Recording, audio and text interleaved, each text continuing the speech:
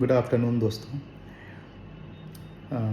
मैं थोड़ा सा डिस्क्राइब करना चाह रहा था माइल्ड स्टील को, और उसके साथ मैं कंपेयर करना चाह रहा था HYSD स्टील बार को, उसके साथ साथ TMT स्टील बार को। अच्छा, इसमें जो स्टील बार्स हैं इनके डायास सेम हैं, ध्यान में रखिएगा। 5, 6, 8, 10, 12। थोड़ा सा फ़र्क जो है माइल्ड स्टील बार में ये है कि जैसे कि हमारी जो है 32 mm डाया जो स्टील बार होती है माइल्ड स्टील की, उसके बाद में जो है वो 36 भी बनाते हैं, जबकि जो हमारी TMT स्टील बार या फिर जिसको हम HYSD बार पहले इस नाम से आती थी, तो उसमें जो है 36 नहीं है, सीधे जो है 32 के बाद में 40 mm की जो है स्टील आती है। तो दीज आर द डिफरेंसेस, जो माइनर डिफरेंस हैं एक्चुअली। तो ये है पहला। अच्छा, माइल्ड स्टील और जो ये हमारी जो है हायर स्ट्रेंथ डिफॉर्म बार हैं, उसमें फ़र्क क्या है एक्चुअली? इनकी जो यील्ड स्ट्रेस है ना, वो डिफरेंट है। जो माइल्ड स्टील आती है वो 3 ग्रेड में आती है माइल्ड स्टील बार। पहली है mild steel grade 1, mild steel grade 2।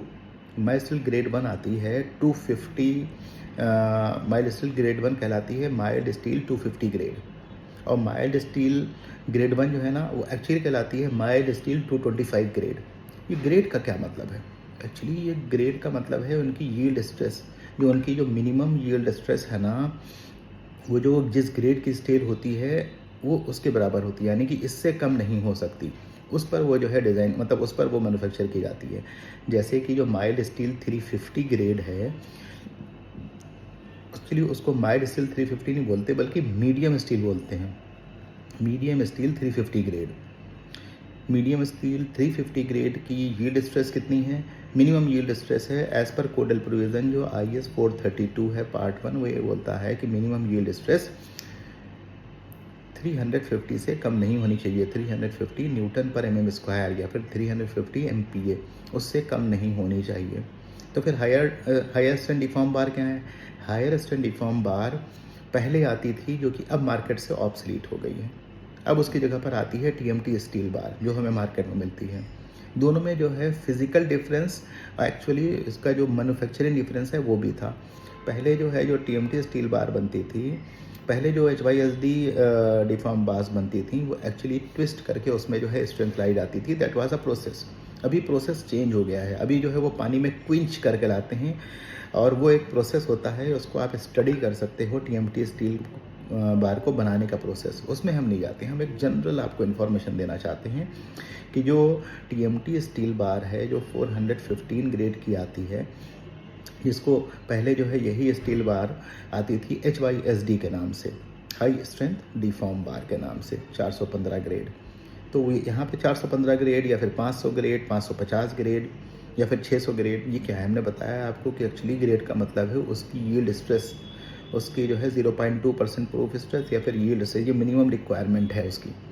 इससे ज़्यादा होनी चाहिए उसकी जो है यील्ड स्ट्रेस। इसी पर जो है उसको जो है जो स्ट्रक्चर होते हैं, इन मिनिमम यील्ड स्ट्रेस को लेकर के डिज़ाइन किए जाते हैं। आप ध्यान रखिएगा कि यील्ड स्ट्रेस जो है उसकी अल्टीमेट टेंसाइल स्ट्रेंथ से बिल्कुल डिफरेंट होती है। ठीक है, ये चीज़ आपको जो है ध्यान में रखनी है। तो यील्ड स्ट्रेस जो है तो इसमें फ़र्क क्या है? जो हायर ग्रेड होते जा रहे हैं सिर्फ उसका फ़र्क है? नहीं। यहाँ पे क्या है कि हम जो है हायर ग्रेड तो बनाते जा रहे हैं, लेकिन हायर ग्रेड के साथ साथ उसका जो एलोंगेशन है वो कम नहीं हो रहा है। वो एक्चुअली जो है उसमें बहुत कम चेंजेस आए हैं। That is a very good thing. हम सब जानते हैं कि अगर जो है TMT स्टील बार में उसमें एलोंगेशन नहीं है, जैसे कि आप देखें कि जो माइल्ड स्टील बार है ना, 225 ग्रेड या फिर 250 ग्रेड, उसमें जो है उसका एलोंगेशन क्या है? 23 mm मिनिमम रिक्वायरमेंट, 23%। इनमें एलोंगेशन 23% होता है। यहीं पर जो है 415 ग्रेड जो है, 415 ग्रेड का जो मिनिमम एलोंगेशन है वो कितना है? 14.5%।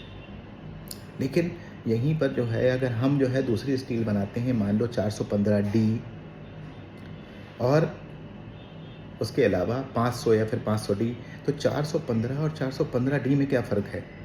सिर्फ और सिर्फ एलोंगेशन का। इनकी जो है यील्ड स्ट्रेस सेम है, वही मिनिमम 415, लेकिन इनका क्या है, यहाँ पे 14.5 जो है परसेंट जो है 415 ग्रेड की जो है मिनिमम एलोंगेशन है, जबकि उसमें कितनी हो जाती है? 18%।